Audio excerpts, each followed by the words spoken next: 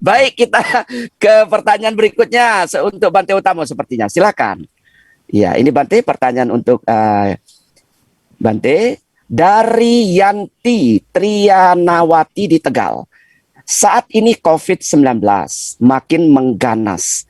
Orang-orang yang dekat saya juga teman-teman banyak yang positif bahkan meninggal. Terus terang saya jadi takut, Bante. Bagaimana sikap saya agar tidak terlalu takut? Nah, Bante, silakan Bante. Ini pertanyaan sejuta semiliar umat di dunia, Bante. Iya, Silakan. sebetulnya memang di masa pandemi ini takut adalah wajar ya. Jadi makanya kalau kita perlu memenuhi protokol kesehatan itu saya kira benar. Jadi menggunakan masker, sering cuci tangan, menjaga jarak, kemudian ya kalau bisa ya tidak banyak keluar rumah dan sebagainya, itu sebetulnya sangat-sangat bermanfaat. Nah, cuman kadang kan kita butuh sosialisasi ya, tinggal di masyarakat, tetap harus ikuti protokol kesehatan itu. Kalau sekarang teman-teman kita banyak yang kena, tapi tadi kan Pak Adi juga sampaikan, kena itu memang ada, tapi yang sembuh persentasenya juga besar.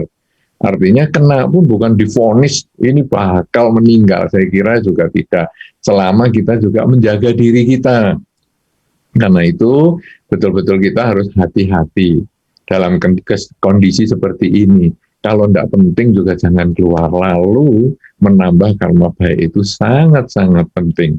Karena seperti yang tadi juga sudah saya sampaikan, karma baik ini bisa memberi kesempatan kita terseleksi, seleksi alam untuk kita terhindar.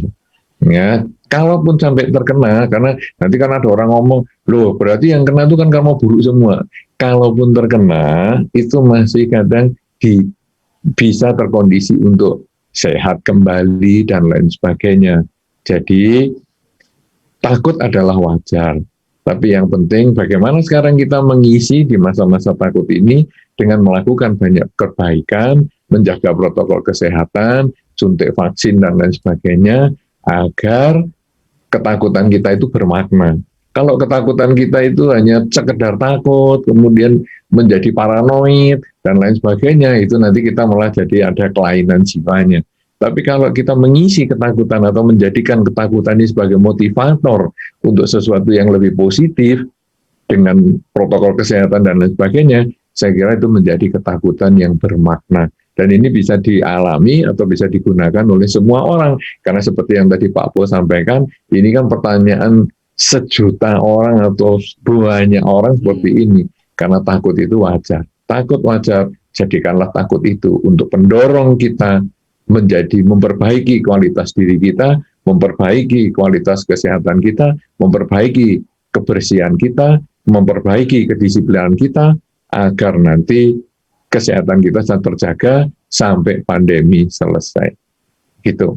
Silahkan. Ya, baik. Terima kasih. Saya ingat Bante Utamo pernah mengatakan, tidak persis, nanti Bante bisa memberikan kalimat persisnya, bahwa masa lalu sudah berlalu, masa depan adalah harapan, masa kinilah itu yang nyata, begitu ya. Jadi artinya hiduplah sekarang dan di sini ya, begitu Bante ya.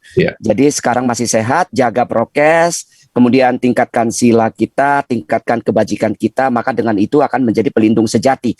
Pelindung sejati bukan di gunung-gunung, bukan di goa-goa, ya kan, bukan di sungai-sungai dan seterusnya, seperti Dhammapada 188 itu.